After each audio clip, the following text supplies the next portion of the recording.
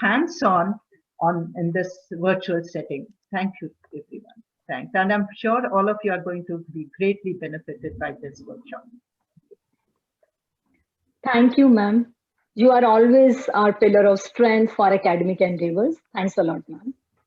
Before we formally start the workshop, I would like to give a brief introduction of our resource person of the workshop, Dr. Jayita Thakur. Dr. Jayita Thakur did her post-graduation from Banaras Hindu University and her PhD from National Institute of Immunology, New Delhi.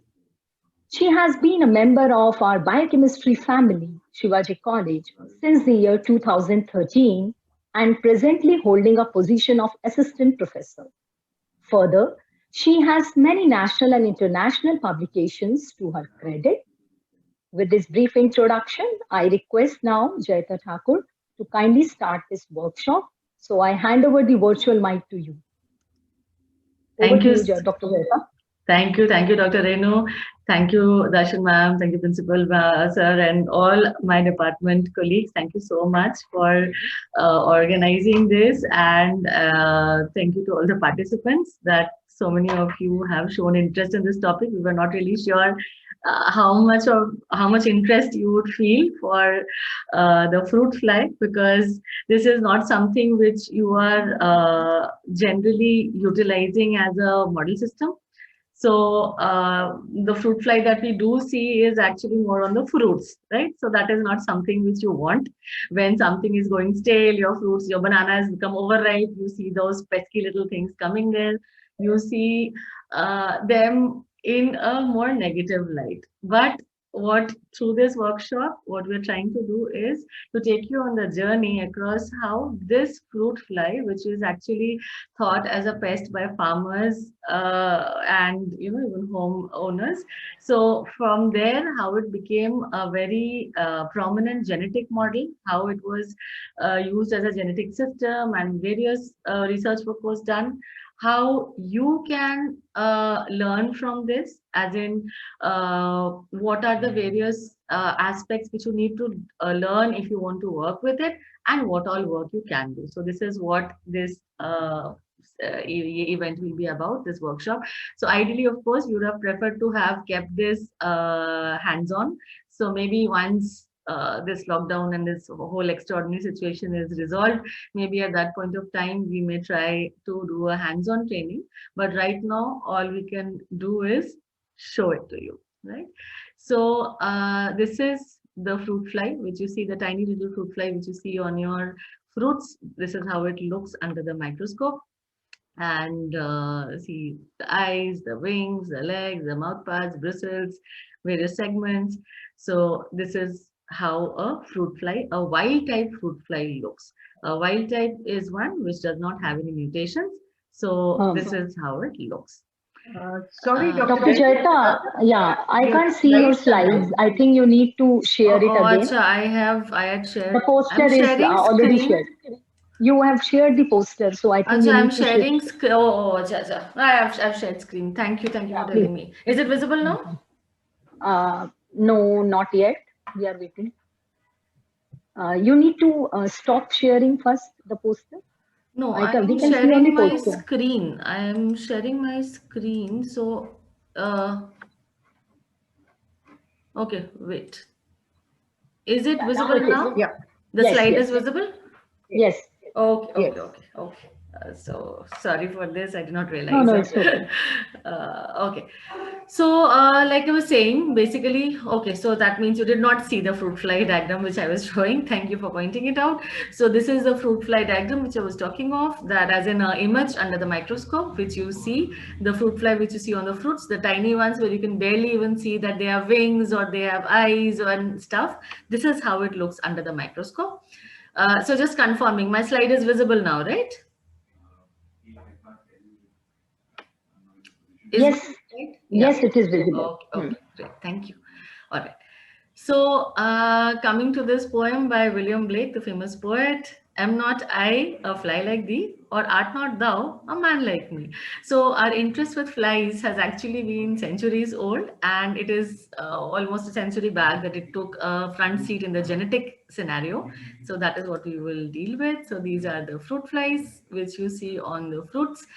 As far as their origin goes, they have originated in Africa, like most of life, like wherever we hear, okay, man, Africa. So like most other living higher organisms, we see that they have also developed, I mean, they originated in Africa and then spread out. So humans have played a very important role in this spreading out, because with our food,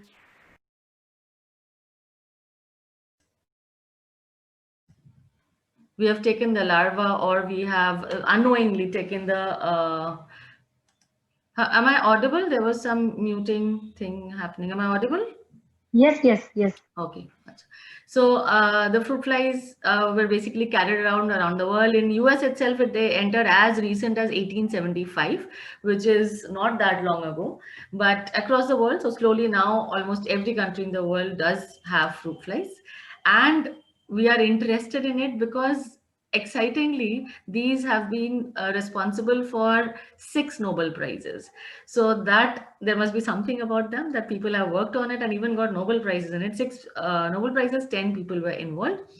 So we would, before going into exactly how Drosophila is studied, how it can be used, we can take a step back and ask the question, why do children look like their parents?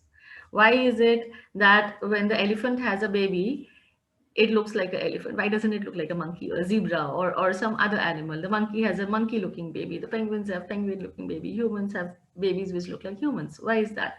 Uh, there must be something that is getting passed on from a generation to generation. This is now, of course, you will say, like, and many of your school students, and of course, even the undergraduate students, of course, we know now that it's the genes. But how did we get that information? Because for so these all these discoveries and these understanding has happened in the last 100 to 200 years, right? When the microscope was started to use, there was use of cell, okay, it has a nucleus, and then so on. But when it was seen for thousands of years till now, this is all that was seen, that parents give rise to children who look like themselves, not themselves identically, but you can identify that it's an elephant, you can identify it's a human, right?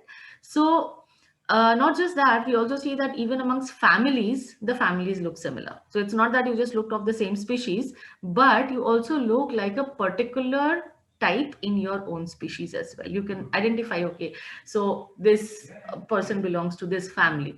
So like I have apparently a face which is very much part of my Thakur family. So I've been once, like somebody randomly on the train had told me like, oh, do you know this person? Oh, acha, I thought, okay, you belong, you have that face, Thakur Bari. In Bengali, Bari is house. So, oh, you belong to Thakur Bari. So what I'm trying to say is that you definitely have something which is keeping this similarity alive between families and between species. So then the question again comes, what is this, right? What is it that is being passed on? What is this that is directing the progeny to look like their parents? So for this, we cannot go without Mendel. So Mendel and his famous pea plants, and I'm sure every one of you, whichever stage you are the earliest, I think the youngest members who have registered are in class 9 or 10, but I'm sure even you have maybe heard of Mendel and his pea plants. So with him, actually, another very exciting thing happened was that Darwin also came up with his theory of evolution. Because before that, what was thought is that the humans, can you see this hands? Just please confirm my slide is visible. Yes, yes. Okay, okay. Please Yes, let me know Doctor. if there's any glitch, yeah? Because at that time I didn't realize, so it's making me a bit nervous. Okay, so here, like you can see, this is the leg, the arms, the head. So what was thought earlier in the 17th and 18th centuries that the sperm actually carries a tiny human being like this. And the information about the body, so which is being passed from one generation to another, is actually present there in this tiny sperm as a tiny individual and passed on to the next generation. It was therefore Mendel and Darwin who actually caused path-breaking work, because Mendel saying that no, there is actually a possibility that there is something else, and yes, there's a definitive pattern to how it is getting passed on. It's not a random event of passing on some factors to the next generation. There is actually an event. And Darwin, of course, he talked of evolution, proposed a theory of evolution, and he called them gemmules. The factor or the package which is passing on the trait from one generation to the next, he called them gemmules. Mendel called them factors. Mendel, had studied the pea plants. He was a monk in Brno in present Czechoslovakia. So he studied 7 different traits. He had actually studied a lot of traits, but the ones which he finally went on to study in detail was 7 different traits in pea plants. And so unfortunately at his time he was working, so like I said, it is in 1865. Unfortunately his work went undiscovered. He was a monk who was in a small town village place in Europe, so his work was not known to other people. It was only when it was rediscovered in 1900, early 1900s, at that time it was found that okay, this work had already been done, and he was given the credit of actually beginning work of genetics, right? That there is some aspect which is getting transferred from one generation to the next.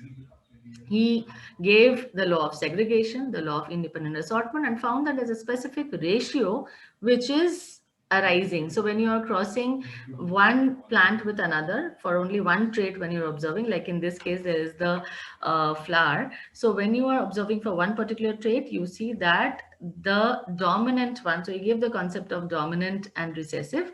So the trait which appears in the next generation, the dominant one is appearing in 3:1 ratio, right?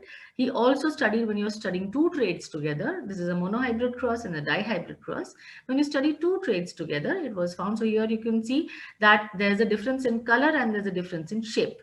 So when 2 aspects are studied together, he found that a ratio of 9:3:3:1 comes.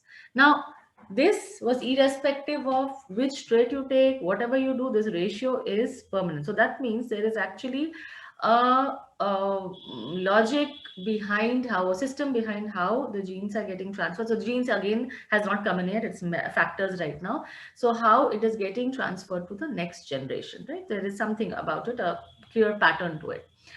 But still, all what was known was their factors. It was not known what these factors are, how one should study them further. Nothing was known at that point of time. It was only known that this factor was getting passed on to the next generation. Then came in the work of Fleming, Boveri, and Sutton, who connected these factors to chromosome to heredity. Basically, what Mendel did was his work was to do with heredity, that there is inheritance of particular factors and there's a particular trait pattern to how it is inherited. Fleming, Boveri, and Sutton, they connected these factors to the chromosome, right? So Fleming, actually, Walter Fleming, he is not that well known as many other cell biologists, but he was one of the first to draw mitosis, and his diagrams at that time, understand the microscope was not as advanced as it is right now. At that time, the diagrams he had drawn actually required a electron microscope to be able to get it that finely as he had drawn. So, but then the point is, he was the first one who came about showing how the cell is dividing. So that the chromosomes are there and then they are separating like this at various stages. So this is what Walter Fleming did. Next comes in Boveri. What Boveri did was, he worked with Ascaris megalocephala, it is a roundworm. He found that if there are abnormal sperms, then this cell division gets haywire, right? So which means, and the progeny looks unhealthy or diseased. So which means that there is a linkage between this chromosome and the inheritance which Mendel has shown, right? So he linked in his mind that, okay, these chromosome-like things which have been shown by Fleming, which he is seeing under the microscope, these are most probably the same things which Mendel is talking of, right? But it is still a hypothesis, remember that. Next comes into place Sutton. Sutton actually came across them by pure serendipity. So he was working with grasshoppers, right? It was Brachystola magna. He found that there is a pairing of the chromosomes. That when you see them under the microscope, you observe a pairing of them. And with this, he added in his publication, I may finally call attention to the probability that the association of paternal and maternal chromosomes in pairs and the subsequent separation during the reducing division may constitute the physical basis of Mendelian law of heredity. Right? So it is Sutton and Boveri together who were actually responsible for the chromosomal theory of inheritance. So rather that was a hypothesis. They hypothesized that chromosomes, what Mendel said is getting passed from one generation to the next, it is actually chromosomes which are forming the basis of this passing on. Right? Fine. Till here, we have come from Mendel to come to the theory of inheritance. Great. Next, what came to the scene was since we are going to study Drosophila, so our hero of the story, this is Thomas Hunt Morgan. He received the Nobel Prize in 1933. He started working on Drosophila in early 1900s, and actually he was not the only person who worked with Drosophila. It is just that he was able to come up with extensive work on that. People started. So a person from William Castle from Harvard, he's attributed to be the first person who had documented work on Drosophila. But it was Morgan who actually took it forward and carried it out in an extensive manner. That so we'll come to it actually what he did. So he was the one who proved the chromosomal theory of inheritance. So Sutton and Boveri were responsible for the connection, that possibility this is happening. What Mendel is saying, this is what is happening. And it was Morgan who proved it using Drosophila melanogaster as a model system, right? So he saw under the microscope that they have 4 chromosomes, male and female. They have the XY chromosomes like humans.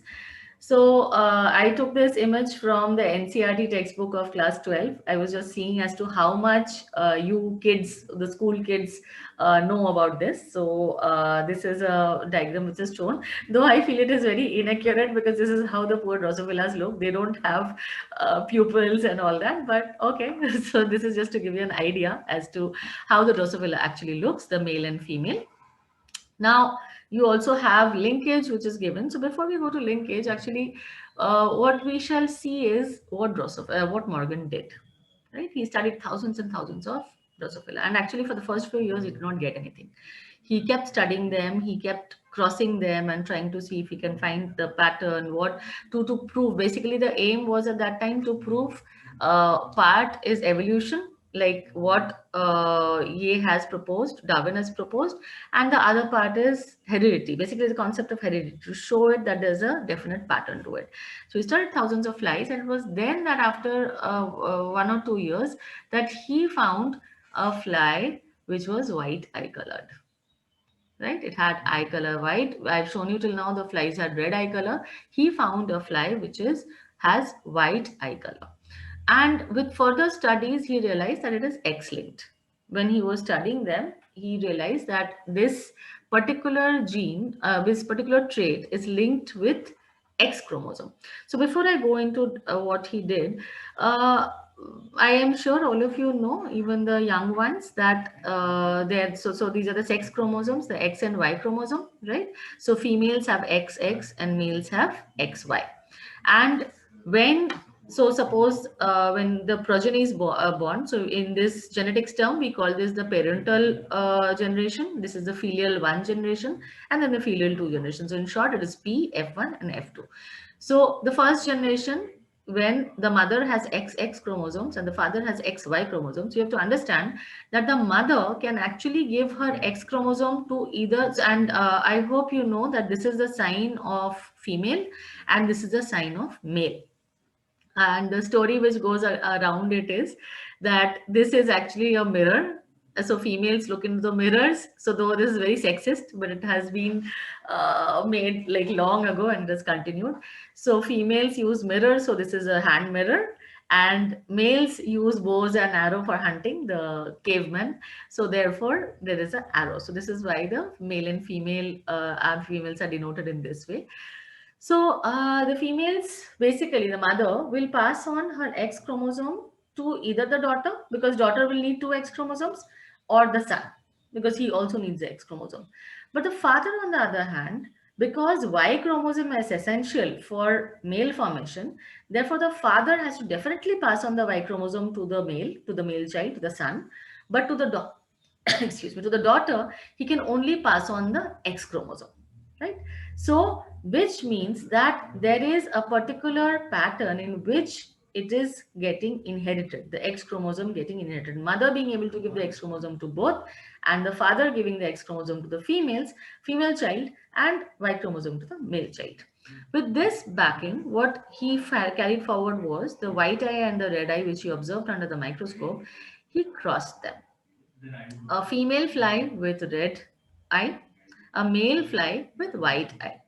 When they are crossed, what you get is all the female flies are red and they are heterozygous. Heterozygous as in, so this is homozygous where both the chromosomes are same, heterozygous when the chromosomes are different. So it forms a heterozygous individual which is red in color because dominance. So red is dominant trait. Any trait which is the wild type trait is actually the dominant trait, which is available in the, so that is one without mutation, and hence it is always preferred and always generally expressed, unless there are some exceptions. I'll not go into it right now. But so here we see that we get only red-eyed females, and in this case we get all red-eyed male. So the progeny is all red when you cross red-eyed female with white-eyed male. Now, in the third generation, F2, what we see is we get red-eyed females, again red-eyed females, and again red-eyed females, except that this is heterozygous, right? So, sorry, red-eyed males and red-eyed, white-eyed male. So, what we get is we get both red-eyed female and red-eyed male. We get red-eyed female, which is heterozygous, and we also get white-eyed male. So phenotypically what we see is three of the possibilities are red in color and one of the possibility is white in color, right? So therefore, the ratio in which the trait is passed on in F2 generation is 3:1. Now you have to understand one very important thing. Whatever Mendel did, you did not see, gender was not taken into consideration at that time. It was just seen, and most of them were traits which were actually located on the autosomes, hence this did not arise. But when Morgan worked with them, in the second cross, what he did, he just changed it. He, instead of taking red-eyed female, he took white-eyed female, and the males were now red-eyed. When this is done, though, and F1 we see that we get all females are red, but unlike here, the males were red-eyed, here we find the males are white-eyed. And in the F2 generation, we see white-eyed female, red-eyed female, white-eyed male, red-eyed male. So therefore, the traits are appearing in a ratio 1:1:1:1, which is showing that it must be the gene. So first, what we are seeing is we're starting with the eye color, right? The phenotype. Phenotype is something which is visible. Genotype is what is there in the genes. So the phenotypically what we are seeing is that they are white and red, right?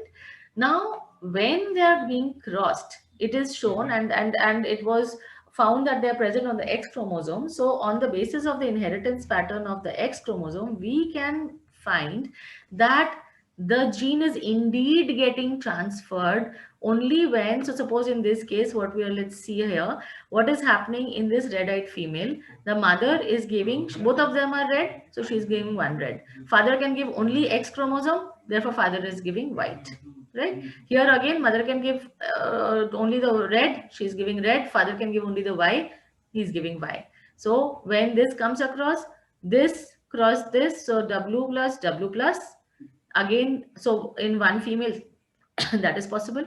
Otherwise, you find the white with red, and in the case of males, the X chromosome, a Y chromosome with either this or with this, right? So this is how the cross is happening. Similarly, in this case, you see that mother can give only white, so she's giving white one to the females, one to the son. Now, father can give only red to the daughter, so he's given red. Father is giving Y chromosome to the sons, he's giving Y. So this was shown that for the first time that a linkage is observed in the genes and the chromosomes. So how the chromosome is getting passed on from one generation to other is also determining what will be the phenotype, and therefore that is actually the genetic factor present on the chromosome, and solving this whole mystery as to what is it that Mendel talked of, that is getting passed on from one generation to the next. So it is the chromosomes which are getting passed on, and it is this that is, so the exact genes and all came a bit later, but this is the basis of inheritance of traits. So actually what Morgan did was he linked mutations, because white eye is a mutation. He linked mutations, he linked genes, he linked inheritance, he linked chromosome. So together about evolution and heredity. This is what Morgan did. Now, he started the path himself, and there are students of his who actually did a lot of good work, and one of them got Nobel, and they also taught and so on. So it's like it said that good teachers generally also bring about good students who will go on to teach the their knowledge to others. So he was responsible for, so this is the next, so like I told you, there are 6 Nobel Prizes. So Morgan's in his lab worked Muller. Muller went on to get another Nobel Prize. He got it in 1933. In 1946, Muller got his Nobel Prize while working with Drosophila. I'll come to it, what they have done. Next was 3 of them shared the Nobel Prize. And by the way, I hope you know that the maximum number of people who can share a Nobel Prize is 3. It can be given singly, or it is given to maximum of 3 people, because it's a grant money basically. So it was shared between these 3. They worked on embryonic development. So this is, if you see year-wise, 1995, then 2004, 2011, 2017. So the most recent one is 2017, right? So what we see here is that it is not that Drosophila was used, because on the face of it, you will say, ma'am, it's a fly, it has wings. I mean, why will it be important for other research? Like how do you even correlate what we see in the fly with bigger organisms which are so much taller in size, which have different features? We don't have eyes like them. Their eyes are compound eyes. We don't have wings. We don't have their mouth parts like them. And yet so much work has been done on it that Morgan received a Nobel for that, for his showing that the chromosomes play a role in heredity. Then Muller basically used X-rays and created mutations and then studied the mutations. So the possibility of creating mutations by mutagens, that mutagens can create mutations and lead to disorders, was shown by Muller, and again worked on Drosophila. Next, in 2004, this is surprisingly for odorant receptors and the organization of olfactory system. So only Richard Axel had worked on Drosophila.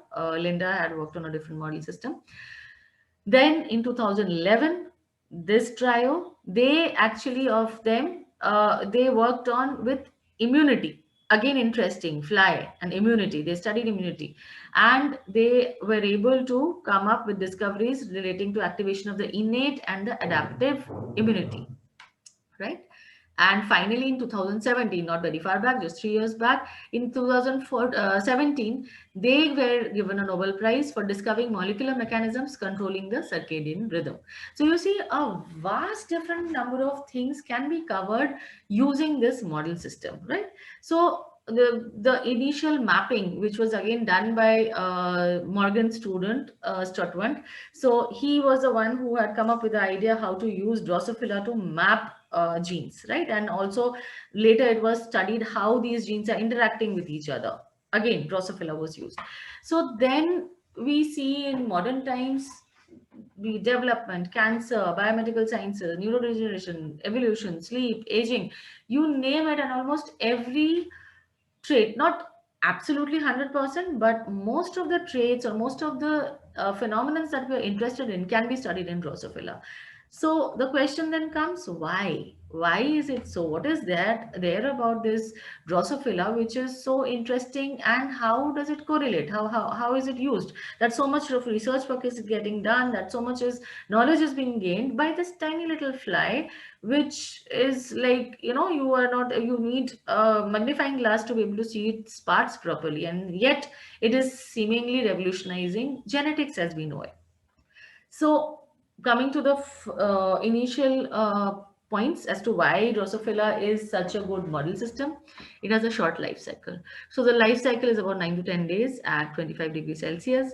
Its development is external. You can see the various stages. It's not that it's suddenly getting there. You are seeing the various stages at which different changes in the model system is happening. It has a short lifespan. Within like 20 days, the third generation is born, right? So you have 3 generations within a month, which is amazing.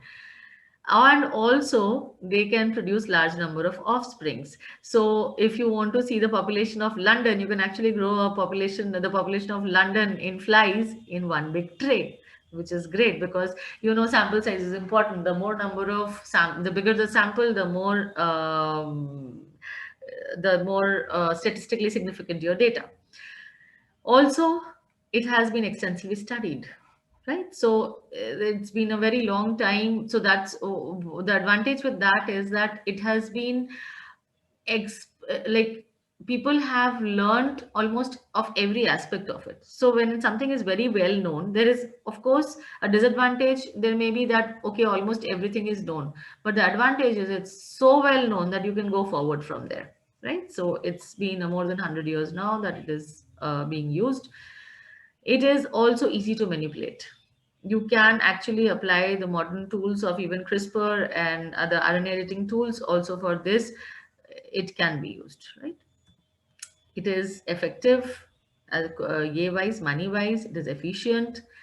And the interesting thing is, though it has such a small size, the human disease genes, 75% of them have homology with Drosophila, which makes it exciting, because if 75% of our genes which can cause disorders are present in Drosophila, then we can actually just study the Drosophila, because you have to understand, we are not only talking of morphology, we're also talking at the cellular level. What is the interaction happening at the cellular level? What protein is interacting with what? And it can also happen in cells, but with Drosophila, what it offers it as a system. Because when you use, suppose, animal cells, you call it in vitro. It is not in vivo when you study animal cells, because it is not a complex organization. There's only one cell or a year of cells, a culture of cells, and they are interacting with each other, but they're only one type of cell. Whereas Drosophila, what it offers is an entire organism. So all the various different cross-talking between various types of proteins, different responses to stimulus and so on, can all be seen in this model system, which has 75% similarity with humans. Good thing again, for any organism to be used, a model system is about which you know a lot of it, right, or different aspects of it. So very important in it is to be that a sequence, a genome has to be sequenced. In the case of Drosophila particularly, it is of interest to know that before human genome was sequenced, actually the sequencing was, the shotgun gene sequencing was actually test tried on Drosophila when it became successful. So this is also in 2000, and even human genome sequencing, the first draft was in 2000. So when it was found to be successful in Drosophila, then they went on to do it on humans, right, the sequencing. So in that sense, it again laid a foundation for it. Also, they exhibit complex behavior pattern. They also show addiction, they show aging, they show variation in intelligence, they show that you can work with stem cells on them, they show jet lag. So you can actually study even behavior patterns with them, right? So again, getting back to this, that yes, because of all this, we have so many Nobel Prizes, and we also see that because of this ease of use and manipulation and maintenance, what happens is you can see the proteins, uh, the normal proteins as well as the mutated proteins. So in health and in disease, you can study both of them and try and correlate as to what a particular gene is doing, right? So suppose like biological function wise. You see a particular protein when there is that is not there's a mutation in it, so the function is not happening. What happens if you reverse it or you cause a mutation and thereby find out what is the actual biological function of that protein, right? So this can be done in vivo using a fly. Now, what also can be interesting is that actually here only the embryo development was studied in great detail, because the question had been on the minds of scientists as to this embryo, how does it know which part will form the head, which part will form the posterior end, which part will give rise to the wings, which part will give rise to the legs. So this was a very perplexing question. How do the cells know? All the cells are the same, right? They're starting from two cells, the sperm and the ova, fusing, giving rise to embryo. How does the embryo know which of it will become the head, will become various parts of the body? How will it become hands? Will apoptosis has to happen, and so that my fingers can separate? So how do they know what to do?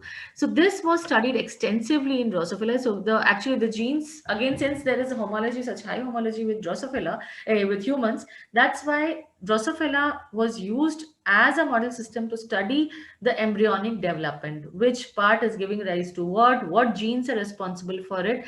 And actually, when it has been seen that they are not really that different as to how the mode, as to what genes are giving rise to what parts of the body, there is actually a lot of similarity to it, even to the structure. Structurally also we do find, though they do look so different, but still we do find certain structural similarity also in it, which also again says there's similarity in genes.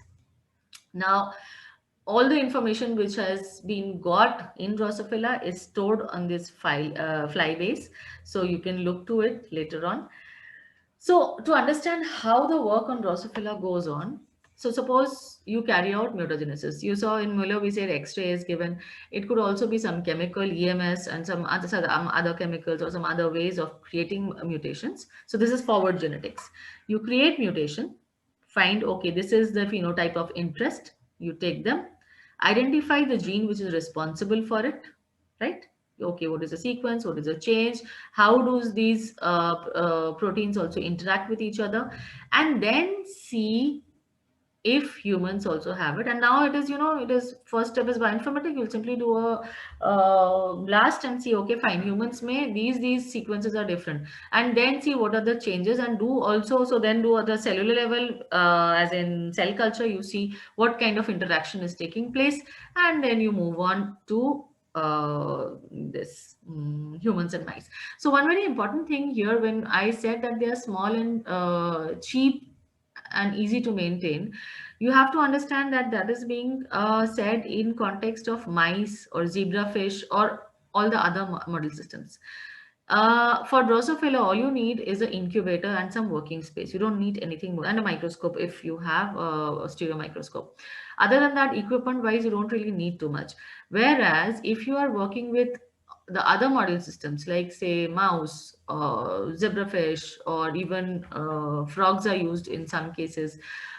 So if they are being used, the problem with them is you require permission from your institute, you require ethical clearance, you require permission from the government, you require a whole lot of permissions are required for them to do it. It is expensive because, like, I did my PhD from NII. So NII has a primate research center, and we would joke often that the monkeys in the primate research center are having a better life than us, because they can never be without electricity. They can never be, their food, their electricity, their water, everything is regulated. Everything is ensured that they are so pure and good, because understand, monkeys, they have, the research work is going on. So 5 years of work or 8 years of work goes waste if a monkey dies. So their life would be more important to the researchers. So anyway, so the point is that it would take much more money, space, so infrastructure, and also clearance to carry out work on the other model systems. So yes, one can move on to the mice next, because a small animal facility is not also something you will see. Colleges don't have small animal facility. A college can have a Drosophila facility. A school can have a Drosophila facility. But having a mouse facility is not something which is that easy. It has to be maintained. There have to be separate individuals who will only take care of the mice, to feed them on time, to breed them, and so on and so forth. So it is a much more expensive proposition compared to Drosophila. Hence, there is part of the attraction as to why we would want to do Drosophila work at our level, in colleges or schools. So moving on where we were, that you do forward genetic screening in this sense that you start with creating a mutation, a random mutation, identifying what the mutation does, see how it affects the protein, see how it affects the various interaction. All this is being done in the fly, and then you move on to the higher organisms, because obviously ultimately you want to see what is happening in the humans and what you do in the humans. But you're just starting it in a way, it takes so much less time. So suppose a mouse or other organism, they have a longer generation time. The life cycle is much longer. The lifespan is also longer. So in that sense, the results to come, it will take much longer compared to Drosophila. In Drosophila, you have in a matter of weeks. 10 days, one generation. So you carry out a cross, the next generation you see it within 10 days. So in a month, you have tons of data. So in that sense, it becomes very useful to work with. So I'll give you some examples as to how Drosophila has been used in particular cases. So this is with cancer therapy. So the sequencing was done and the work was done in Drosophila, then studied in mice, then in humans as to the cancer mutation, and then a drug was found. This is the journey of that. Now, these three people, as we have already talked of, that they have been involved in the early embryonic development study, and they had various mutations, and they studied those mutations as to what roles are being played by which genes for embryonic development. So they found that the process that they did is that they again created mutations, and then they studied the normal embryo versus the mutant embryo and what genes are mutant, right? So it was found that there are various mutations which can arise out of this random mutagenesis, and in particular what we will talk of here is a hedgehog gene, right? So again, the names of the genes were given by students. So there is actually a name called Groucho because after the actor. There is a name of a phenotype which is after a Star Trek individual, and so on and so forth. So basically, students would have fun with the names and name them anything. So this is called the hedgehog gene. Now, so hedgehog, basically what it does is, you see in the normal embryo, you're supposed to get denticles like this, which is later going to lead to the segmentation. Now, in the case of hedgehog, it becomes clumped like this, a continuous one. So that's why the hedgehog has a spiky appearance all through. So the mutant hedgehog gene was studied, and then in vis-a-vis the intact hedgehog gene, what it does. So it was compared and understood as to what role it plays in embryonic development. So this is one of the first things that was done. Now, it was found that they are responsible for denticle formation, right? Also, what was seen is they are also later in the stage of the life cycle, they are also responsible for forming the back part of the wings, right? The back part of the wings, their expression is leading to the proper formation of the back part of the wings.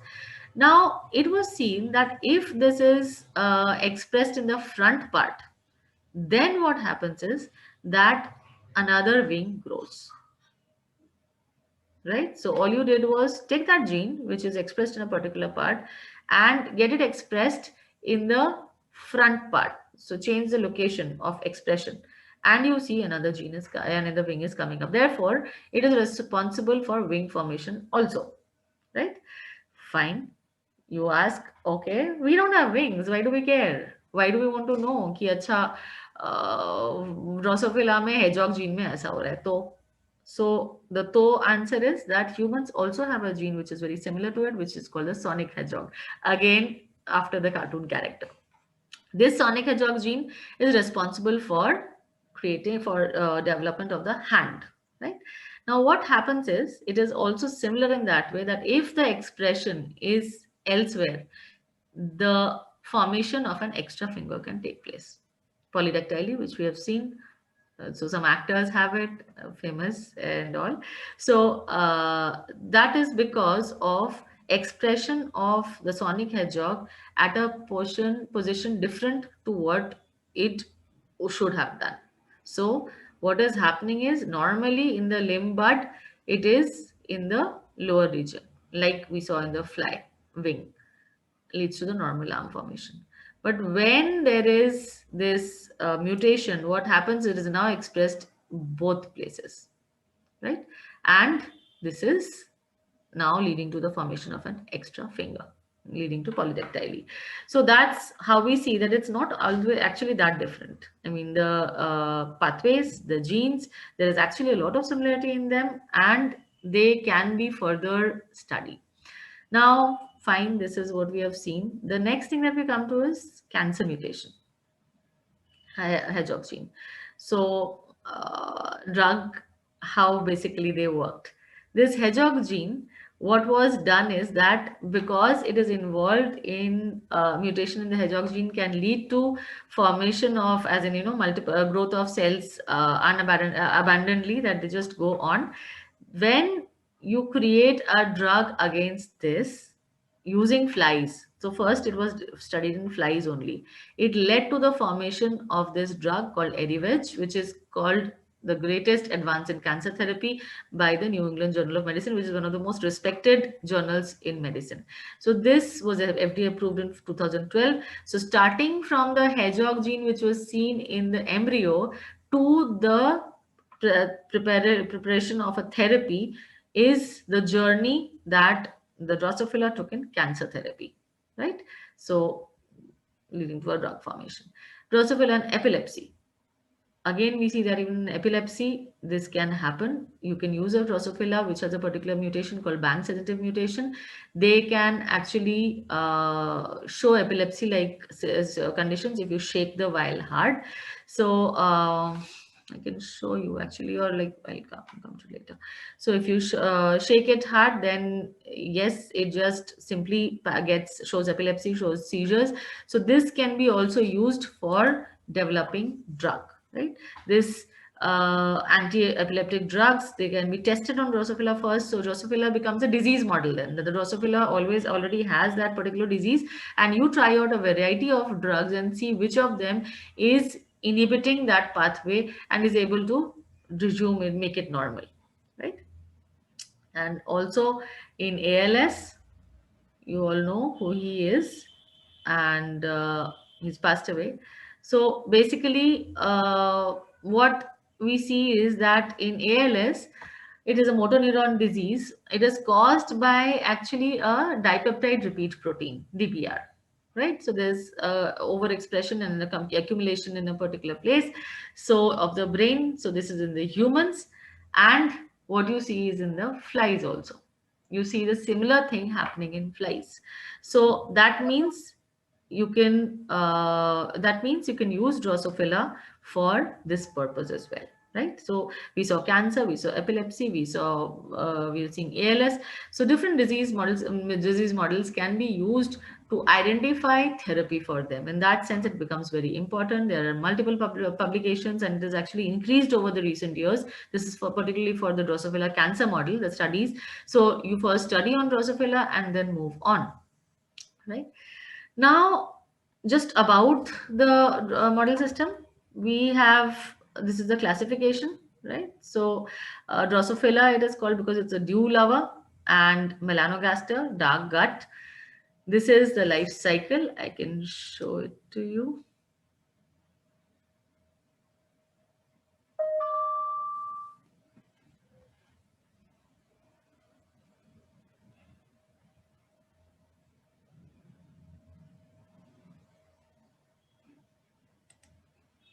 Okay, sorry about the ad.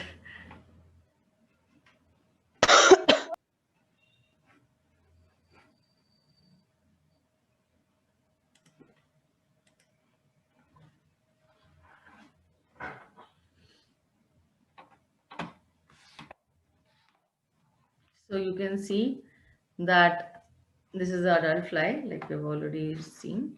Now the adult fly is basically Dr. Jayata, you are not audible. I'm not audible.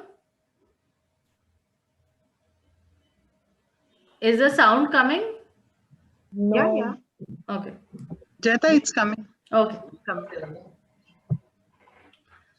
And when I'm speaking, am I also audible? Yes. Okay. Okay. You're audible. Oh, okay. Let me see. Let me see. Hello.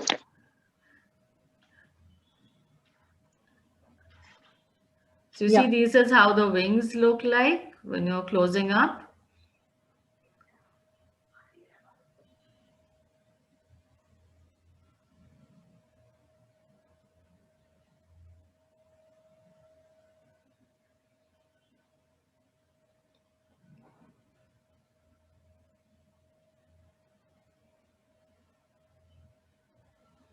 This is the compound eye.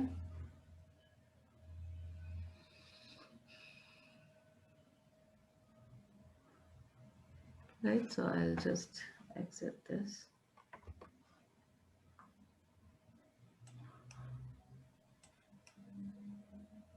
Just yeah. Okay, is my screen visible now? Just checking. The slide is visible? Yes. Okay. It's visible. Okay.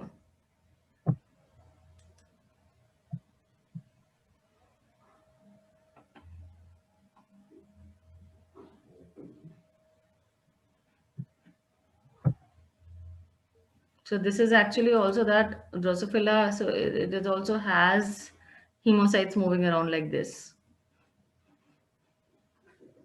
Fine.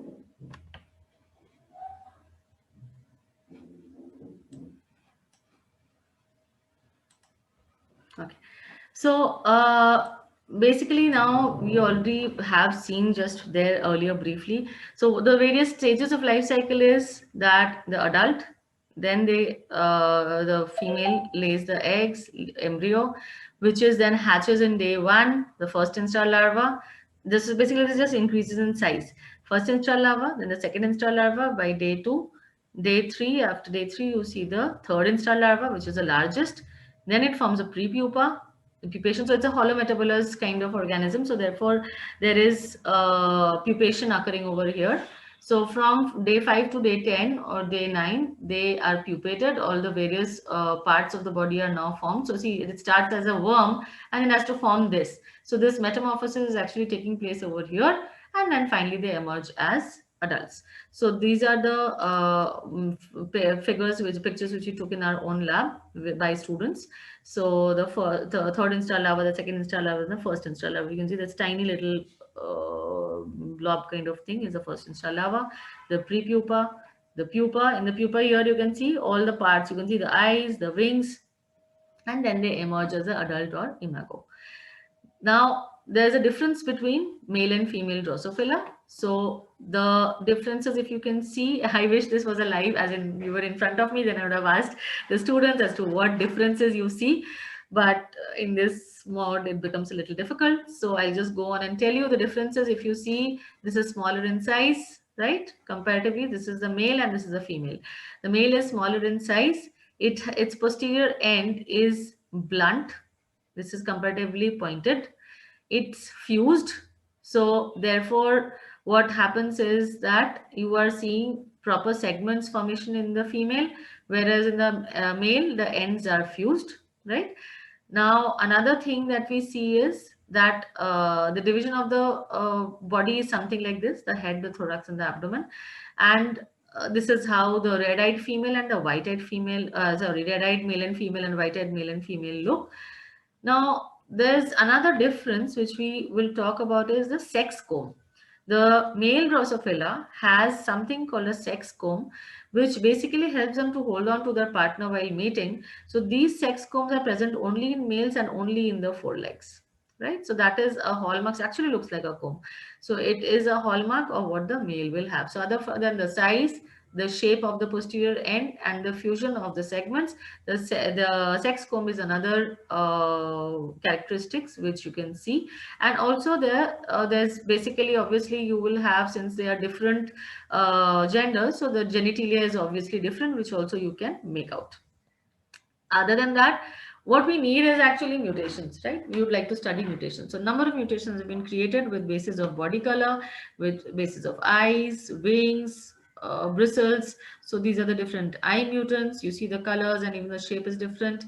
The wing mutants, it's curly, there is very less, there is no wings, there is only one wing, there are serrated wings. Or the body color, different body colors, right? Bristles, wings, again one or two. And homeotic mutants. So homeotic mutants is when we are talking in the embryo, if the embryo mutation has taken place over there, so one gene is now actually overriding and it is getting expressed in the next region also. So what is happening here then is that instead of one pair of wings, it now has two pairs of wings. Instead of antennas on the head, it has legs on the head, right? So this is what happens, like you see sometimes, oh भगवान ने ऐसे कर दिया है, you know, कि अच्छा एक और सर निकल आया या चार हाथ निकल आया or something like that. It is actually something which is happening at a genetic level, leading caused by mutation. It is not something which has been specially given to that person as a special power. It is actually a genetic mutation which has led to this kind of anomaly in the phenotype. Otherwise, it can also be that they have multiple mutations. They have like the body color and the eye color both are mutants, or the eye color and the wing is curled, and so on and so forth. So various chromosomes, the 4 chromosomes, and the various genes which are linked to it are these. Now, next for you, the obvious interesting question would be how to work with them. ठीक है, ये सारा background सुन लिया, अच्छा Drosophila बहुत अच्छा है, छोटा है, ये है, वो है, very good. How do I work with it? So as far as working with it goes is, the things that you will need is an incubator. Generally, most even schools, I think nowadays have incubators which will maintain a temperature of 25 degrees Celsius. So Drosophila needs 25 degrees Celsius. And otherwise, if you don't have that, you simply need a room with an air conditioner which will be set at 25 degrees Celsius. Even that is fine. And actually the larger labs who have a lot of stocks use a room only where the temperature is constant at 25 degrees Celsius year round. That also works great. You need a stereo microscope. Now, stereo microscope, I will come to it, how the image varies from a normal compound microscope. Stereo microscopes are slightly more expensive than normal microscopes, and you may or may not have it. So even a magnifying glass for the experiments, simple experiments that can be done by you, even a magnifying glass is sufficient. You can use a magnifying glass. You need a refrigerator, which normally everyone has. You need a hot plate, which also generally people have. And even buying it is like 1,000 rupees or 2,000 rupees, not very expensive, and a digital weighing scale.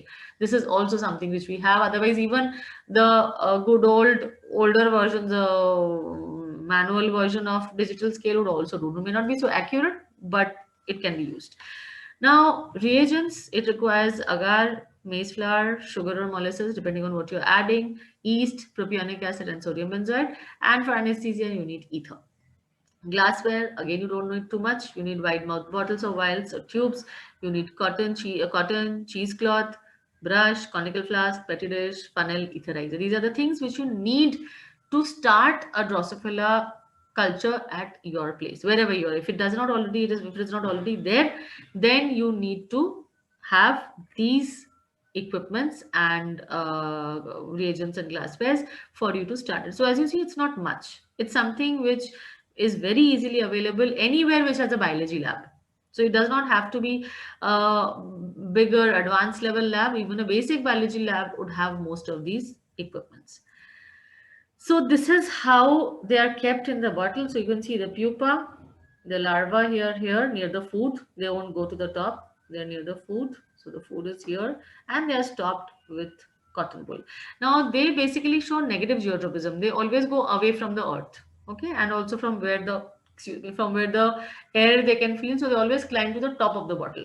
That is how you will always be able to remove. While removing also, you can use that. The composition of media, this is what we do in our lab. There is variation in this, so place to place there is difference, but the basic ingredients are all the same. You need distilled water, you need agar, you need flour, so corn flour, maize flour, you need yeast. These are the preservative agents, anti-mold, antifungal, and so on. And you need sugar source, as in carbohydrate source. It could be sugar, it could be khand, it could be molasses. Different sources can be used and the amounts can be varied, but this is the quantity which can be used by you. So if you're on a phone or on a laptop, you would take a screenshot of this. So what do? You basically, in a conical flask, take, because here we are making 175 ml, so take that, add the ingredients which have been mentioned before, mix well, kept on a hot plate, boil for 15 to 20 minutes. You have to keep removing it, varna it will spill over. Like milk, it spills over, so the same would happen here. You have to be careful. When it has cooled down to 40 to 50 degrees Celsius, then what you do is start pouring it, start adding the sodium benzoate and the propionic acid. They will get degraded if you add it at a higher temperature. So you add them in, and then they are poured into bottles, which are once they are cooled down, you add yeast on top of it. You sprinkle yeast over them, because yeast is what the fermentation is, what attracts the flies to the food. So you have to add not too much, just a sprinkle of yeast. And remember, these tubes will have to be, the tubes, that the vials or the bottles that you're using have to be sterilized. So it can be a hot air oven, 160 degrees Celsius, or it can be pressure cooked. If you don't have autoclave at your place, it can be even pressure cooked and dried. So either heat sterilization or pressure sterilization, it just needs to be sterilized. That's how. And once you have made them, if you don't need them immediately, you can store them in the refrigerator for 1 to 2 weeks, right? So this is how you're making the media. So this is taken by one of my students, I think 2 or 3, I'm not sure. So they were basically doing summer training. In our department, we conducted a summer training on Drosophila last year, 2019, under the Ages of DBT Star College scheme. So this year we could not do this because obviously the lockdown. So we could not do the summer training, but the students were able to do it last year. This is one of the students supporting. Then you have vials like this, you label them.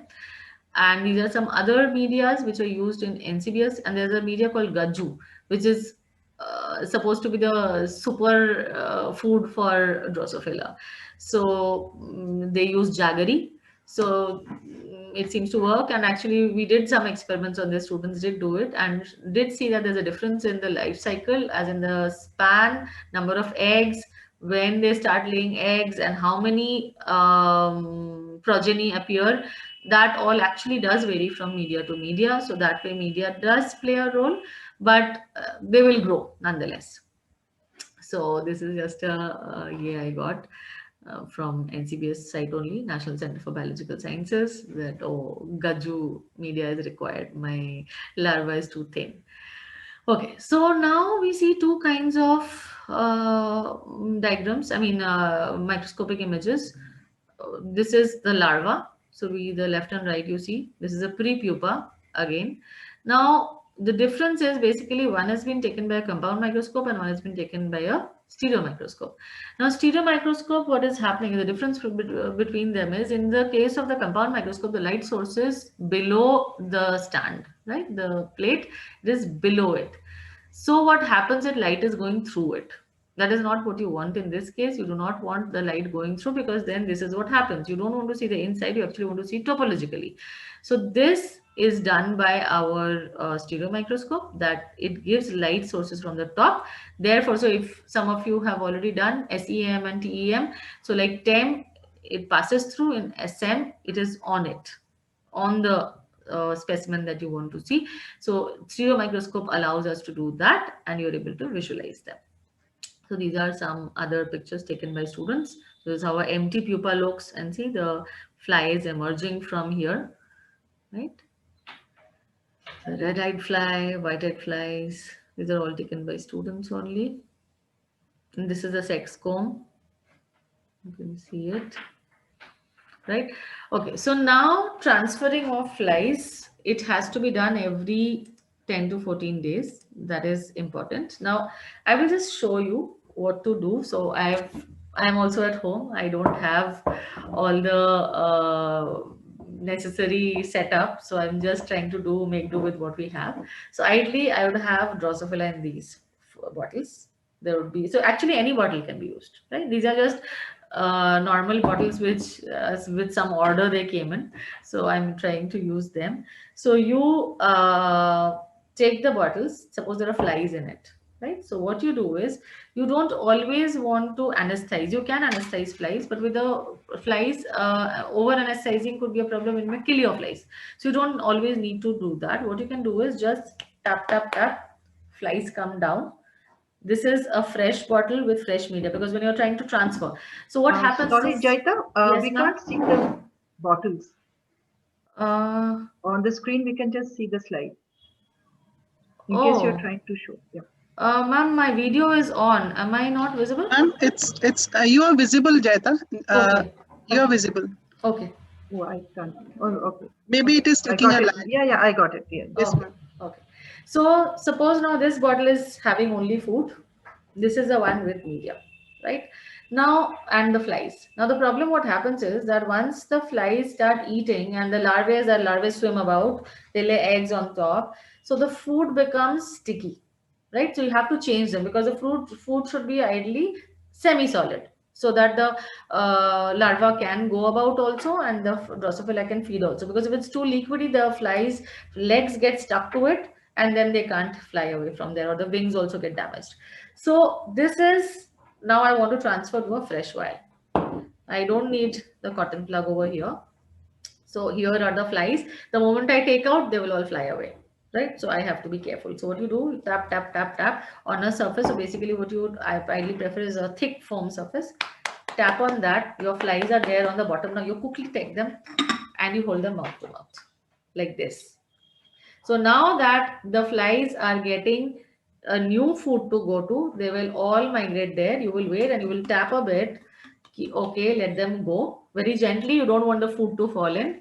You tap them when they are gone. If you are doing it with a partner, the best thing would be that that person now quickly shuts it and you quickly shut this, and your transfer is complete from the bottle which had the flies to a fresh bottle, right?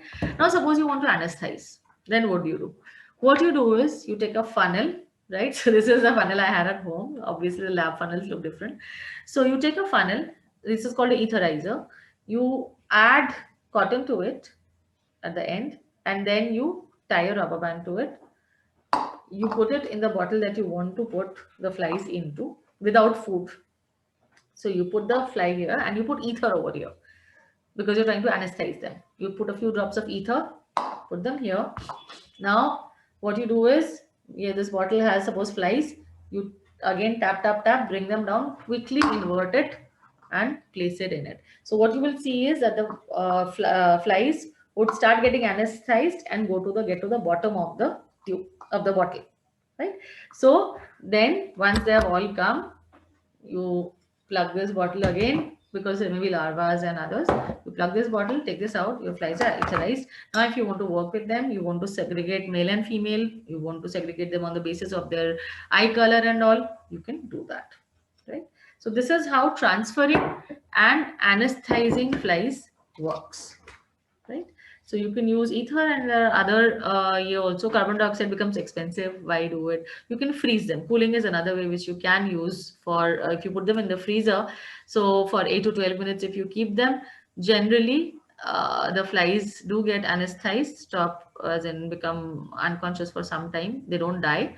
And then you can do whatever you wanted and then separate them again. I mean, put them back in the bottle again. So one other important thing over here is collecting virgin females. Now, virgin female collection is very important, because what is happening here is, in the cross that I showed you for Drosophila that Morgan did, red eye, white eye, suppose you want to set up this cross. For that, what you need to do is actually have a separate culture of red eyes and a separate culture of white eyes, right? Now, my problem won't happen is, why I need a virgin fly. When I'm culturing them here, right? The male and the female both are red. Now, and male and female are both are white. What I need is a red-eyed female. I need to ensure that she has already not mated with a red-eyed male in this vial. That is because if she has mated, then the cross will not be real. The cross will be actually this and the red-eyed male. So the outcome of the cross will also be different. Instead of the white eye, if there's a red eye mating, you will find red, and both of them are homozygous, and you will not find white at all at any point of time. So that's why it is very important that you collect flies who have not mated with the male of their own type. So that is where virgin collection becomes very important of both the red and white. So male is not important because male. So actually with females, another problem what happens is that the sperm, it is present in the spermatheca for weeks.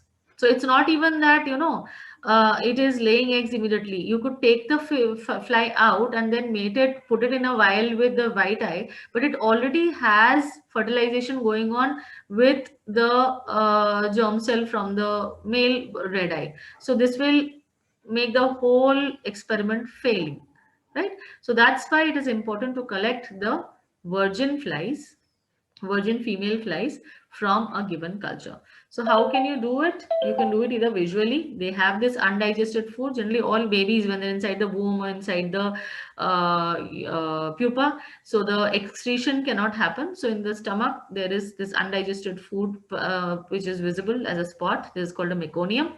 So this is visible. You can find this, and this looks slightly bigger. The female virgin fly is larger than the female adult fly. So on the basis of the size, on the basis of this meconium, you can identify that these are the virgin flies. And also you can time them also, because generally they are eclosion, getting out of the pupa is eclosion. Eclosion happens in the morning hours, so you can also time your experiment in such a way that you take out the flies in the morning. So either on this basis, or also the males, if you see there's this darkish spot which is a gonad. So the larva level itself, you can try and separate that the males are separated and the females are separated. Temperature cycling, like I already mentioned, that you can do this. Now, this is how you would get the male and female flies. This is how you would set up a cross as required. Once you have set the cross, now because there are so many flies growing every generation, you will have to start discarding them, right? With each passing generation, the older flies, you don't want to keep them for too long. They live for maximum of 2 to 3 months. So you don't want to have them, because the female reproductive viability also reduces with time.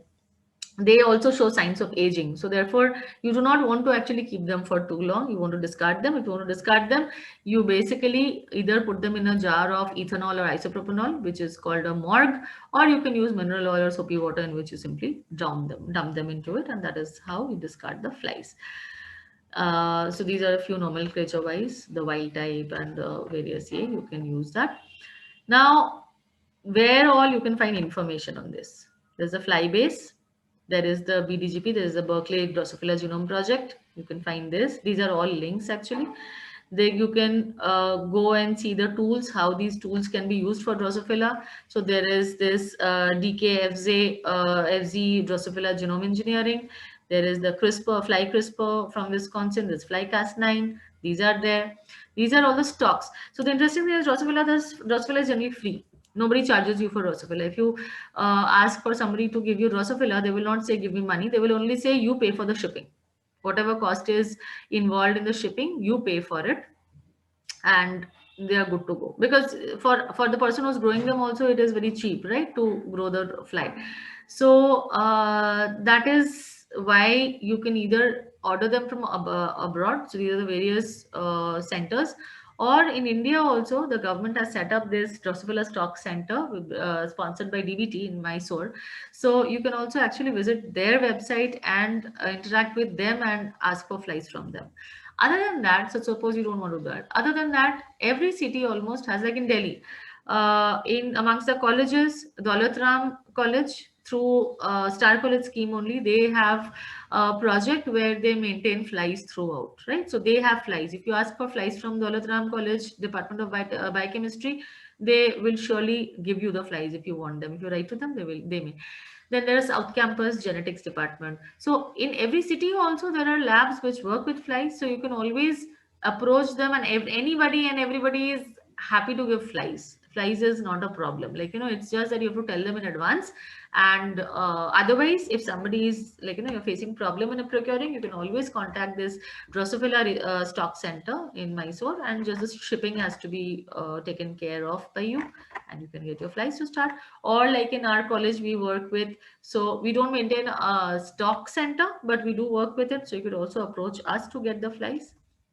Now, finally, the question, what do you want to do with it? Okay, how to do with it, you got it. How to culture them, how to grow them, you got it. What do you do with it? So there are simple experiments which I'm just listing out. There are actually many more. There's also a short project which our students have done. I've not gone into all of it because anyway, I'm sure it's become quite long already. So I'm going to just name out a few experiments that you can do at your respective school or college.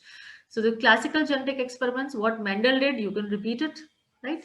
You can take two phenotypes. Here is the wild type, here is the ebony body color. It could be anything. It could be white eye. It could be just one trait, two variations, right? So that is what you're wanting to see. So yes, F1, you see that both of them, they're showing the dominant trait. And then in F2, as expected, there's 3:1 ratio. So you're seeing that these are all body color is normal, and this is ebony body color. So 3:1, what Mendel showed the ratio, that is what you're seeing. Dihybrid cross, you can have the same thing you can do using two traits now.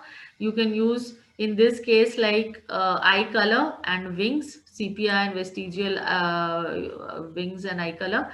So this you can see and use this. You can set up a cross like we discussed. So you're basically taking the wild type and again sepia and vestigial. What you get is the heterozygote, and then they are selfed. This is crossed with this, and this leads to 9:3:3:1 ratio. Flies ka variation, you can see the body color. Some of them will have different body colors, eye color. This will all vary, and you will find it accordingly, right? Now, what another thing you can do is Morgan's experiment, the crisscross thing, that you are taking in one case red-eyed females, in one case white-eyed females. So you are changing it and seeing, do you also get this 3:1, 1:1, 1:1? You can check that. There are some other short experiments that you can do. So during the summer training, my students had done this. They had taken various fruits, made a pulp out of them. So basically a little fermented is good, what flies like. So, and then placed them in different quadrants of the petri dishes. So this is, we have peach, we have kiwi, banana, plum and mango, mango and mosambi. So which fruit does Drosophila prefer? And is there any bias on a male to female basis? So what was seen is, surprisingly, though banana is expected, Drosophilas are thought to like bananas, but so they were anesthetized. Like you can see, they are lying motionless over here. They're anesthetized, and the petri dish cover is placed over top of it. Once they become awake, they will now sit on the fruit, and you count how many flies. So you just count, because you can't say, "Acha, ye 1 hai, ye 2 hai, ye 3 hai, ye hai." You will just count the number of flies which are landing on the fruit, right? So this short experiment was done, and then the important thing is you also should be able to plot your data. Just doing an experiment is not enough. You should also be tabulating it, graphical representation of it. And Excel is something which you should start to use. Hand drawn graphs, yes, fine, great, but how do you present it? How do you show it to other people? So it is always better that you learn to use Excel. So the students then did this. Surprisingly, see, banana, kiwi, mosambi, plum. Not that much. Plum seems to be the least favorite. Now, mango and peach were higher, but what we did see was peach seems to be preferred by females. So male flies are blue, females are red. So peach seems to be preferred by females, whereas mango seems to be preferred by males. So there seems to be even a variation in what particular fruit the flies like, right? As in gender wise also there seems to be a variation, not just which fruit they like, but amongst gender also. So some traits can also be studied in this way. This is whether they like it, as is there a bias of gender, is, and so like olfactory receptors and all have been studied in Drosophila. Even the taste could be studied in Drosophila. What is the pathway, right? So that can be studied. Now they also did alcohol preference. as to different concentration of alcohol was taken, 10, 20, 30, 40, 50, and see, sorry, not alcohol, sucrose. So different percentage of sucrose was taken, and then it was seen, do flies have any preference? And yes, we see somehow they seem to prefer 10 and 30.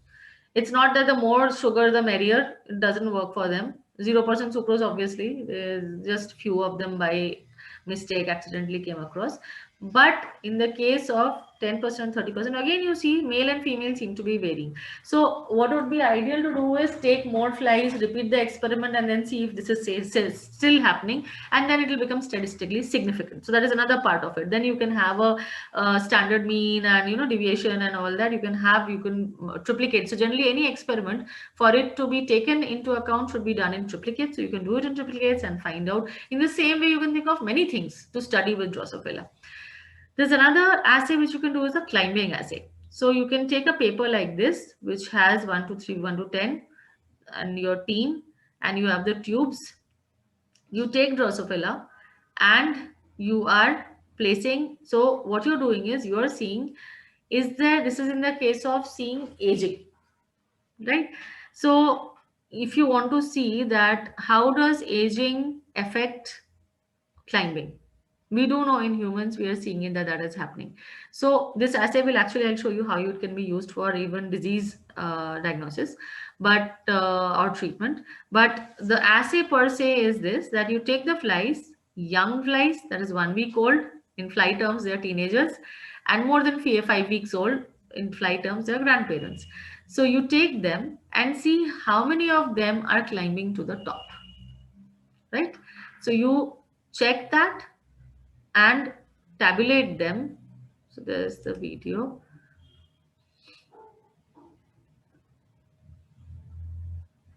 So you intermittently you take reading of this as to how many flies are there in which year. You're taking photos and therefore finding out, okay, and plotting them with basis of young and old. So there's a number of flies and in which division they have gone. So you can plot and you can get a distribution like this. So old flies versus new flies.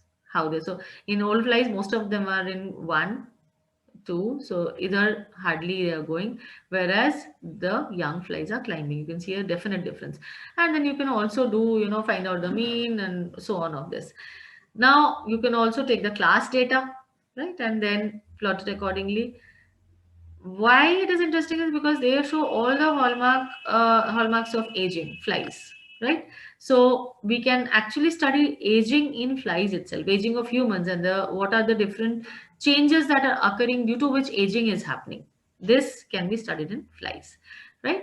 So again, if you remember, I had shown this in for ALS.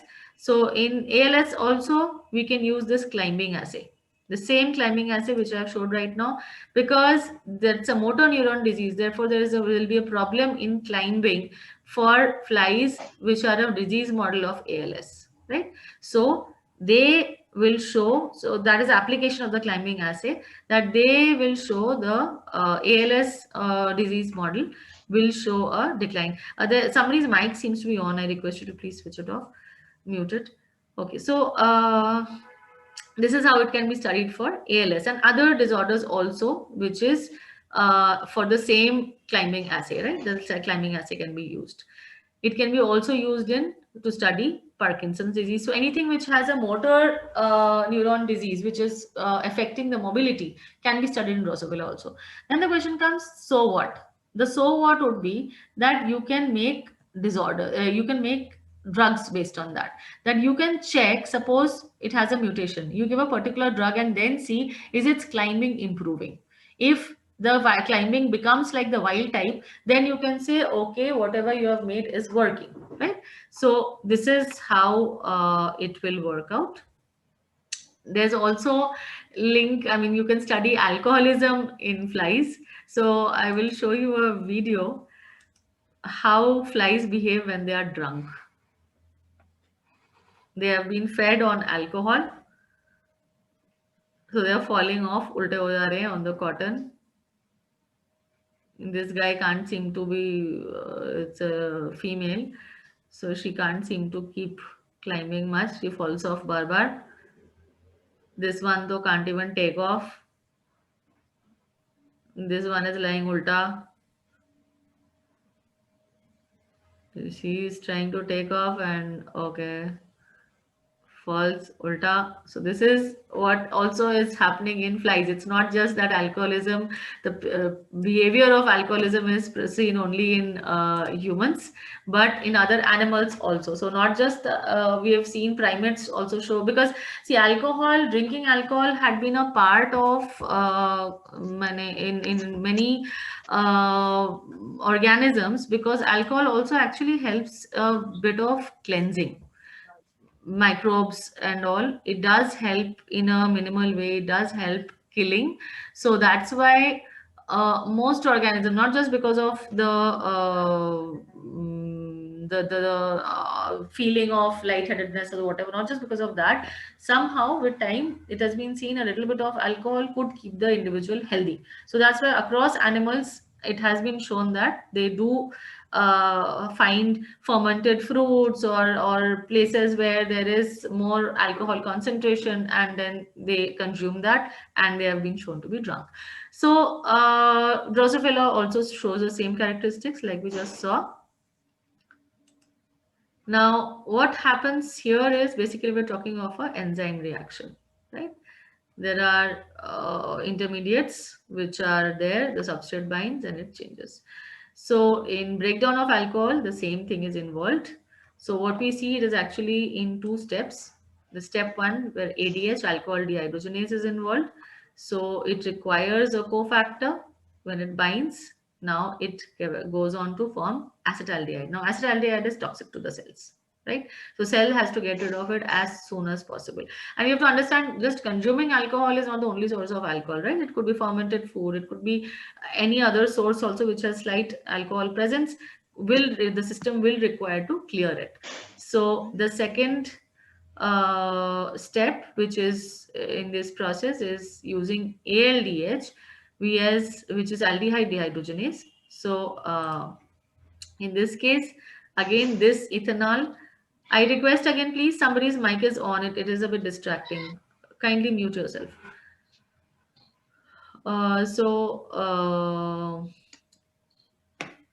Just a sec, please hold on.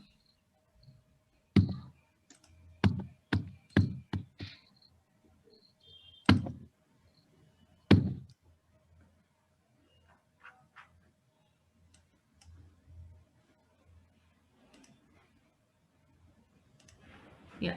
So basically what happens here is, again, acetaldehyde is coming into play and it is leading to the formation of acetic acid, right? So this is leading from alcohol, ethanol, to formation of acetic acid. This is the pathway that is involved over here. And what has been seen is there are two alleles, ADHS and ADHF. This is in flies, which we see that the protein stability is higher in ADHS compared to ADHF. It has also been seen that in Africa and all, so these regions are actually showing ADHS, where alcohol dehydrogenase is more effective, is more stable. The protein is more stable, therefore it is giving a higher yield. So this has been hypothesized that this could be because they are cold-blooded organisms. Outer temperature is important over here. So in hot climates, the ADHS, because it's more stable, it is more reliable for activity, and also because it's hot, therefore we could expect more fermentation to take place in the food matter over here, and hence this allele is more seen in the hotter regions as compared to the other regions. ADHF is seen in the other parts because, like we saw, it had started from here and moved on. So accordingly, mutation has happened from ADHS and got to ADHF, where that much of breakdown is not required. How do we use this? What do we observe? What we see is that what we see is that in wild type versus ADH null mutant larvae, where we are taking a larva which is fly, basically it's larva which is having no ADH, right? So what happens then is, the reaction that we are doing here is, from butanol to aldehyde, it is requiring NAD. So what we do is, we are seeing that when this is not there, so alcohol dehydrogenase is essential for this to happen, because if this NAD plus to NADH is happening, then this is also involved in this color reaction, NBT2 blue purple formation, right? So this is requiring the presence of this, and this is happening only when alcohol dehydrogenase is active. But when alcohol dehydrogenase is not active, then this conversion is not happening place, and now that NADH is not there, then this color reaction will not take place. So we study it like this, that in the normal you can see purple color formation because this is getting converted to blue purple formation. Purple color formation can happen. So this is just the larva we have taken and we have used the substrate. And this is the mutant larva where almost no reaction is taking place, no formation is forming. Therefore, we do not see, which shows that the alcohol dehydrogenase is not acting.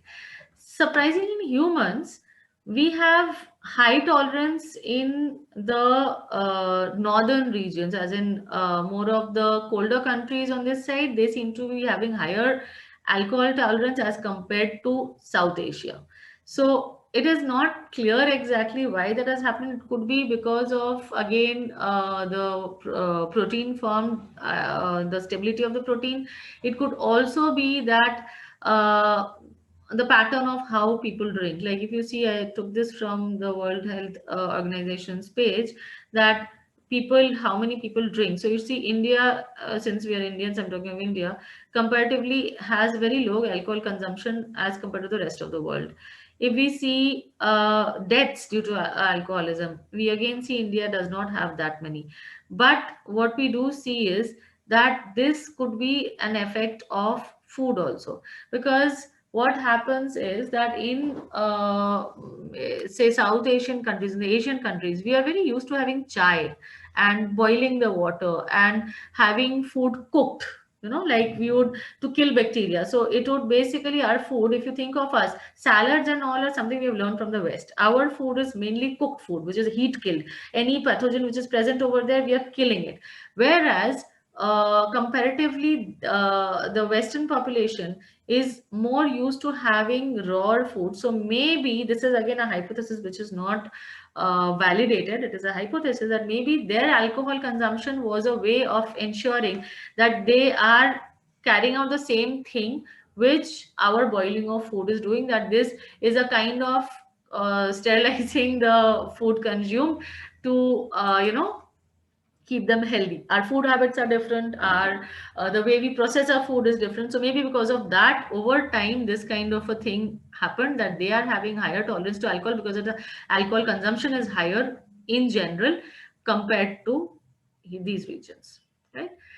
So basically, another thing which I wanted to add is what you can do while lockdown is there. You are at home.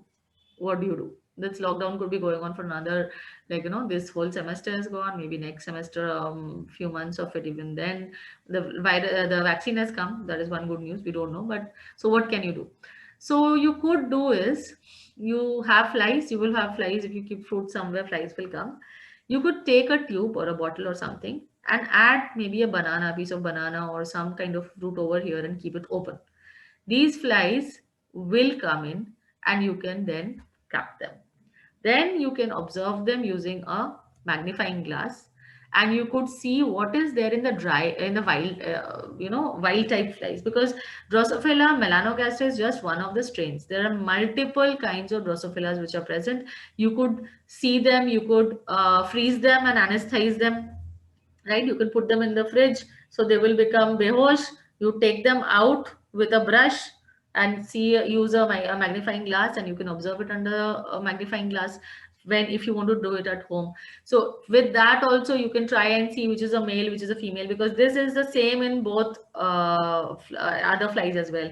The size, the pointed ends, the blunt end in the male, the dark end in the male, the sex comb and all, these are all across the Drosophila, these are there. So your home, the ones fruit flies which you see at home may not be Drosophila melanogaster, but it will definitely be some kind of related family which you can observe under the microscope. So I would like to end this with Oh, I'm sure most of you have heard it, but I just wanted to share it again. Research is to see what everybody else has seen and think what nobody has thought. So it's about you, how you, what your perspective of a particular thing is. Everybody is seeing the same thing. How do you come up with something new? So I would also like to share the references that I used. And this is the group of students with whom I had done the summer training last year. They're all Shivaji College students. And I'm very thankful to the biochemistry family of Shivaji College. I mean, we work as a team always, organizing so many things. And I'm really thankful for reaching out to all of you. So many of you could come to know of it because the information was shared around. So I'm really thankful to them. And that's it. Thank you. I'd like to take questions now. Thank you, Jeta, for conducting a very interesting, informative, and enhancing workshop session. I'll request the participants, if the questions are there, they can put it in the chat box, and we'll pick up from the chat box. Your queries will be taken from the chat box, which Dr. Jeta will be addressing. And I think we have taken a long, and Dr. Jeta has gone in detail in briefing and instructing and telling everything. So we'll surely take a few questions from the participants. So I request that participants to please put your questions in the chat box, and to put it in 2 lines. Yeah. Ma'am, some of the questions are already there. Yeah, in chat yeah, box. I'll take them. Yeah. Meanwhile, please, others can also put it.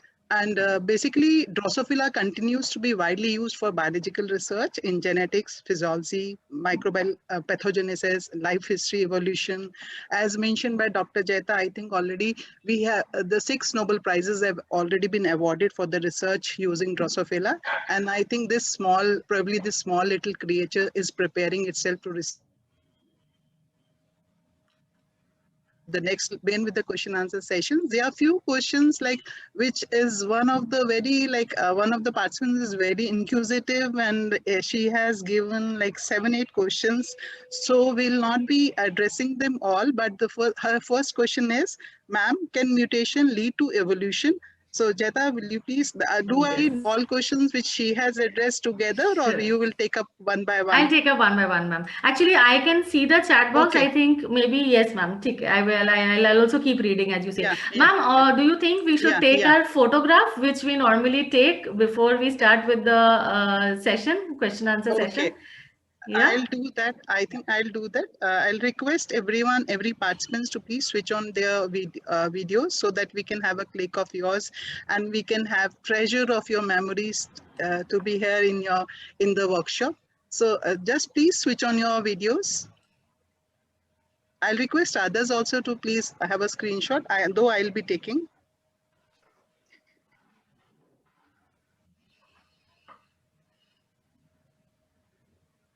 Thank you so much. Thank you so much.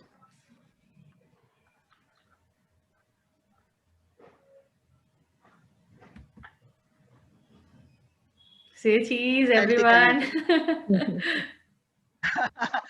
Many videos are still not open. I request them all to please switch on their videos, because we will surely like to have your pics together. Yes. They are still not.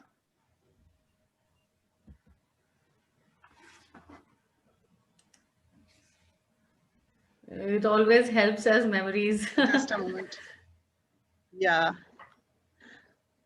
Many are still reluctant to take it. Okay, just a moment. The last click I'll take. Thank you so much. So, Jeta, the first which the question is that, can mutations lead to evolution? Yes, so definitely mutations can lead to evolution, because I'll give you an example that the biochemistry students we gave. Like, suppose you had a rabbit in the plains, fine? The rabbit is brown in color. It is camouflaging with the mud. There is plains, you find a lot of dust, there is mud, it is getting camouflaged over here. Now, suppose by chance it goes off into some mountain region where there is snow, say the Himalayas. Now there, it is white in color, it is brown in color, and the background is white. So eagles and all predators will be able to eat it, So the chances of it surviving is very low. But suppose it has procreated and some random mutations have taken place, due to which a few of the rabbits born now are whiter in color. So what will happen is that with time, all the browns will get eaten up. The predators will find them first. They will eat them up first. So with time, what will happen is that only those which are white in color will sustain in that environment. So over a very long period of time, mutation is bound to lead to evolution. So it is, but we have to understand it's not something which happens like in X-Men. They show that, oh, there's a mutation and they're getting superpowers. So it is not going to be a mutation of that sort, and which is not going to lead to evolution instantaneously. But over a period of time, mutation is the way for evolution to occur. That is the only way, basically. So, Jeta, there is another question from the same participant. She is Debanjali. Her name is Debanjali. Okay. She's saying, is Drosophila only used to treat cancer? No. So Drosophila, like if you remember, I showed another slide where there were a lot of things which were there. There was development. There was, so like embryonic development is one very important aspect where Drosophila has been used. So it has, I also showed ALS. So for ALS, the therapy has been, it has been tried to work with epilepsy, with this, with aging, with alcoholism, with sleep disorders, with multiple things. It's not just only these cancer that it works with. Yes, the cancer model is very well prepared now. So a lot of work is done on that, but on a lot of other disorders, Parkinson's. So a lot of other disorders are studied using Drosophila and therapies tried with them. Sure. There's the same question from, there's another question from the same participant, is that like she wants to know what is the, like, why we use the distilled water in preparation of media. Okay, so Debanjali, protocol of preparation. Okay, Debanjali, so Debanjali, can you unmute yourself? Where are you from? Yeah, what it class will be are nice you? because What class are you? Where are you from?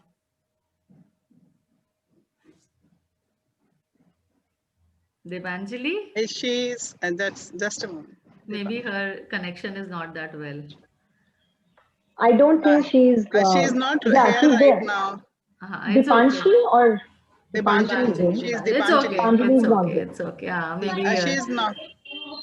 she's having She's maybe a not here. connection issue. It's Okay. okay. Okay. Yeah. So I will still take a question. What was a good distilled water? Okay.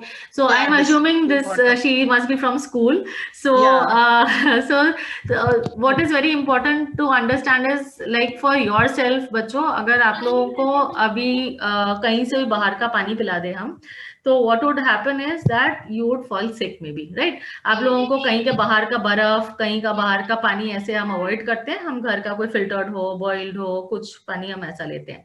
तो Drosophila का भी क्या है, we do not want them to fall ill as in कि उसमें fungal infection हो जाए या उसमें कुछ और ऐसे ग्रोथ हो जाए, उसको अवॉइड करने के लिए we do this.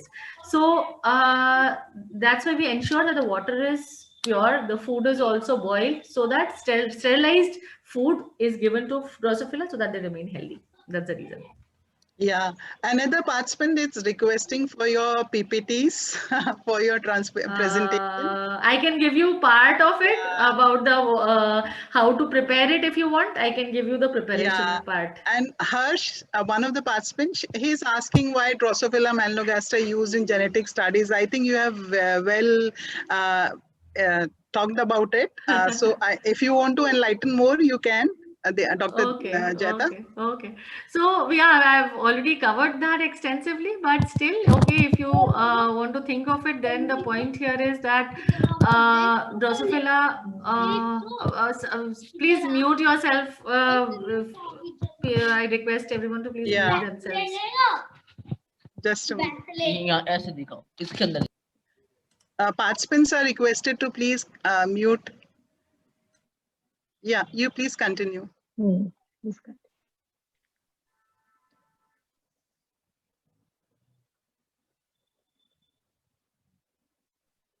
It's done, Dr. Jeta. You may, I think Jeta, you have muted yourself.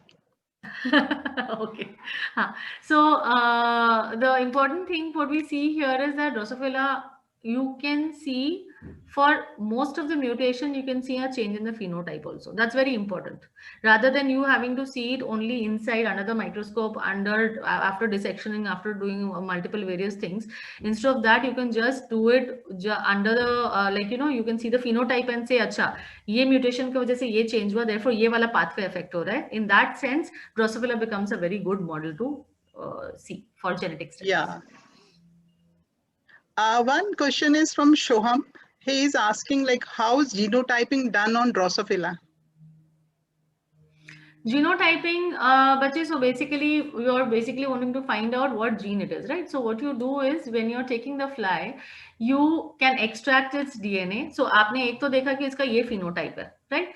Then आपने उसका DNA extract किया, DNA extract करके फिर उसको sequence किया, sequence करके आप पता कर सकते हो कि उस particular gene का क्या mutation status क्या है, उसका sequence status क्या है, wild type का कैसा होता है, mutant का कैसे होता है, and therefore you can find out the genotype. And also, ma'am, just a minute. And also the crosses. ये जो cross setting होता है, ये जो हम crosses करते हैं कि suppose white eye और red eye, अगर suppose heterozygous है या homozygous है, इस टाइप का जो जीनोटाइप होता है, क्योंकि हेट्रोजाइगस होने से उस क्रॉस का आउटकम अलग होगा, होमोजाइगस होने से क्रॉस का आउटकम अलग होगा. So on that basis also you can identify the genotype. Yeah, there is another question from Moksha. She is asking like, you please give us little bit more information about Darwin's theory. So I think that will be another class for you. Maybe, I think, because that much, so you all know that natural selection is what he talked. Lamarckism or use and disuse model came in that did not hold water. So that is actually, that's a whole new different topic. So there is, we'll just take, else. I think that's, we should take this last question now. There's R. Agarwal. They are asking, are there any other precautions or other things to keep in mind while doing experiment on flies? Good question. So basically what you do want, you have some mutant flies as well. Though flies are generally not pathogenic in nature, but they are mutants. So ideally you would not want them to escape while working. But it does happen at times that a few of them do escape, but you should try your best to not let them escape. You should, so another thing which I have, I couldn't show because we are not doing it in person. So when you etherize, you have to be very careful not to over etherize, because if you over etherize, they will die. Right? Their wings become perpendicular to the body. The wings become like this. So this is the body and this is the wing. The wings become like this. So over-etherization is always a fear that you have to take care of. You have to ensure that all your food is properly, the glassware is properly sterilized. You are also maintaining the temperature. You are changing food regularly. So it's actually a full-time thing. Though you need maybe half an hour every day, but you need to do it every day. Yeah, so, I think we should, we will be ending our question answer session from here onwards, and like interested participants can also visit the online repositories of biological database, that is the Flybase, which we have talked about, which is available at NCBI site and which serves as a nexus for all Drosophila related information. And from here onwards, we end our question answer session. And participants, please note, there is information like I have just dropped the feedback for feedback link in the chat box, and I'll request all participants to kindly fill it up and open the feedback form meanwhile. And now, like we have come to the end of the workshop session. On behalf of organizing committee, it's my privilege to propose a vote of thanks now. I would like to express my heartfelt gratitude to our esteemed principal, Dr. Shiv Kumar Sehdev, whose active involvement in all the college activities and motivation has been phenomenal. My sincere thanks to Dr. Darshan Malik, coordinator, and Dr. Renu Baweja, the convener of DBT Star College scheme. I would also like to extend my appreciation and gratitude to the organizing team members, Dr. Neena R. Vadera, Dr. Rashmi Vardhan, for their constant support. Special thanks to our young, dynamic, and energetic faculty member, the speaker of the workshop, Dr. Jayata. My sincere thanks to the participants of the workshop for your overwhelming response and participation. We hope it has an enjoyable and knowledgeable session you all have. And Hope you will be immensely benefited by this session which has been conducted for you. I conclude the vote of thanks with these lines. Thank you very much. Thank you so much. Thank you. Please do fill up the feedback form. Your suggestions are important for us to improve further and come up with interesting similar workshops like this. And finally, also for the participation certificates, that is important. So kindly do fill up the feedback forms. Thank you so much for your participation. Thank you all.